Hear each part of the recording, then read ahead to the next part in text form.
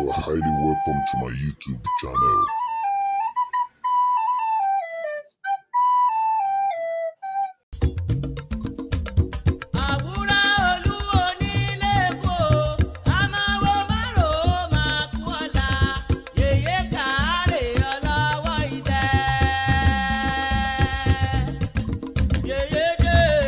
The battle that saved the kingdom, the real story of Osogbo. In the heart of Yoruba land, there is a river, a goddess, and a city, Osogbo. Its name is famous today for a vibrant festival of culture and art. But in the 19th century, this city was the last line of defense in a war that would decide the fate of the Yoruba people. This is not a tale of the Oyo Empire versus the Ijibu.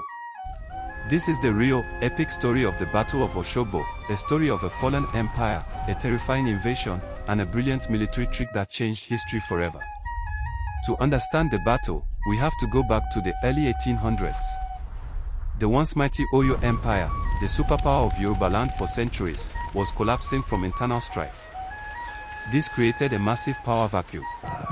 From the north, a new, formidable force emerged, the Fulani-led Ilorin Emirate, an extension of the Sokoto Caliphate. Fueled by religious zeal and military ambition, the Ilorin army, famous for its unstoppable cavalry, began conquering Yoruba towns one by one, pushing south. They sacked the old capital, Oyo, forcing its people to flee. Yoruba land was in chaos. The question on everyone's mind was, who could stop the Ilorin advance? Out of the ashes of Oyo, a new city-state was rising, Ibadan. Founded by warriors and refugees, Ibadan was rough, militaristic, and fiercely independent. It was becoming the new shield of the Yoruba people. Meanwhile, the town of Osogbo, strategically located on the banks of the Osun River, became a vital sanctuary for those fleeing the Ilorin invasion. But its location also made it the next logical target. For the Ilorin forces, capturing Osogbo was the key to unlocking the rest of Yoruba land. Around the year 1840, the inevitable happened. The Ilorin army, commanded by the skilled General Balogun Ali, laid siege to Osogbo. Their powerful cavalry dominated the open plains around the town. The people of Osogbo were trapped and outnumbered. Their situation was desperate. In their darkest hour, they sent a plea for help to the only power that could save them, Ibadan. Ibadan answered the call. They dispatched their army, led by the brilliant and battle-hardened war chief, Balogun Odorinlo. But Odorinlo faced a huge problem. The Ibadan army was mostly infantry. On the open plains of Osogbo, how could they possibly stand against the legendary Ilorin cavalry, which could run them down with ease? A direct, head-on fight would be suicide. Odorinlo knew he couldn't outfight them.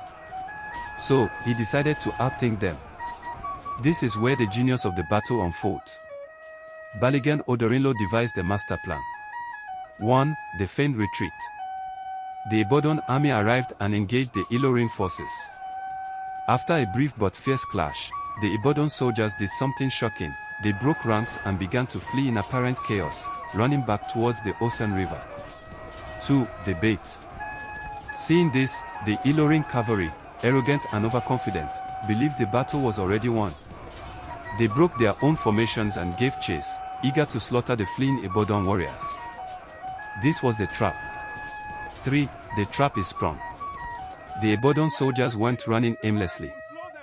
They led the pursuing Ilorin cavalry away from the open plains and into a narrow, wooded valley with thick forest and gullies, right by the Osun River. Suddenly, the Ilorin horsemen found themselves trapped. Their greatest strength, their mobility, was gone.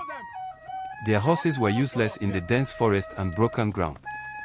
Under the cover of night, Balogun Odorinlo gave the signal. The Ibadan warriors, who had hidden themselves in the forest, launched a ferocious ambush. The Ilorin army was thrown into total confusion. They were attacked from all sides. Their commanders couldn't control their troops, and their feared cavalry was completely neutralized. The hunters had become the hunted.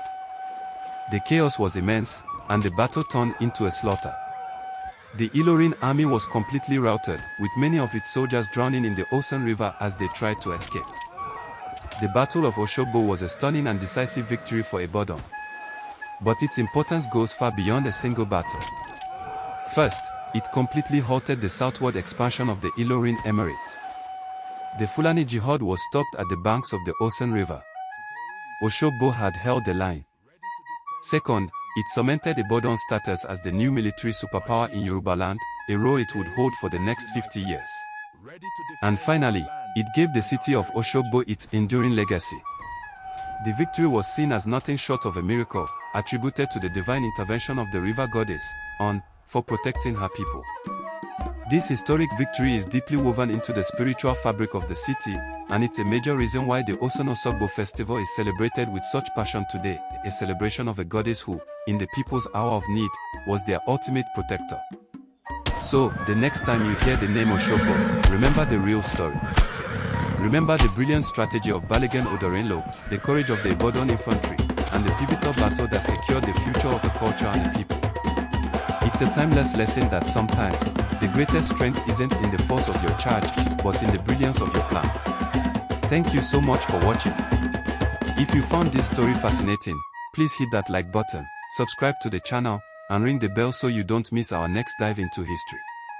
Let me know in the comments what other historical events you'd like me to cover. See you next time. Wurele the Storyteller.